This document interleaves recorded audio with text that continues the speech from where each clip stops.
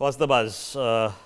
Is there a quietly confident Bhupesh Baghel? Is he feeling happy that he's retained one for the Congress this time around?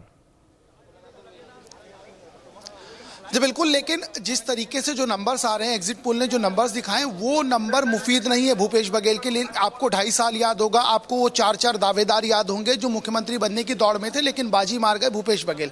अब भूपेश बघेल दोबारा बनेंगे या नहीं बनेंगे, इसके ऊपर कुमारी शैलजा का जो बयान है कि आला कमान तय करेगा। जो सरकार के मंत्री हैं, जब उनसे बात की जाती है तो वो भी यही कहते हैं कि आला कमान तय करेगा। यदि आला कमान तय करेगा तो ये मान लिया जाना चाहिए कि क्या दोबारा मौका मिलेगा, क्योंकि जब सरकार बनी थी तो ये नारा दिया गया था भूपेश है तो भरोसा है। लेकिन जैसे जैसे चुनाव नजदीक आए, टीएस सिंहदेव को डीसीएम बना दिया गया और उसके बाद चर्चा ये होने लगी कि कांग्रेस सरकार भरोसा बरकरार, तो भरोसा भूपेश से हटाकर कांग्रेस को दे दिया गया। तो समझा जा सकता है कि कहीं ना कहीं जिस भूपेश बघेल का नाम लेकर भरोसे की बात की जा रही थी कांग्रेस के भीतर, वो भरोसा कहीं ना कहीं कांग्रेस के भीतर ही डगमगा गया। उन्होंने अपने उस टैगलाइन को ही बदल दिया। उसने ये कह दिया कि कांग्रेस सरकार भरोसा बरकरार और भूपेश है भरोसा है, उसको भुला दिया गया। शैलजा से जब 2 दिन पहले बात हो रही थी, जो छत्तीसगढ़ की प्रभारी, उन्होंने साफ साफ कह दिया नंबर्स जो आएंगे उसके बाद आला कमान तय करेगा। और जिस तरीके से लगातार मैराथन बैठकें हुई हैं, एग्जिट पोल के बाद 2-2 बैठकें होती हैं, उन 2 बैठकों में तमाम तरह के निर्णय लिए जाते हैं,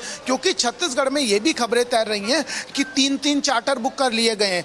For more such videos, subscribe to the NewsX YouTube channel, hit the bell icon.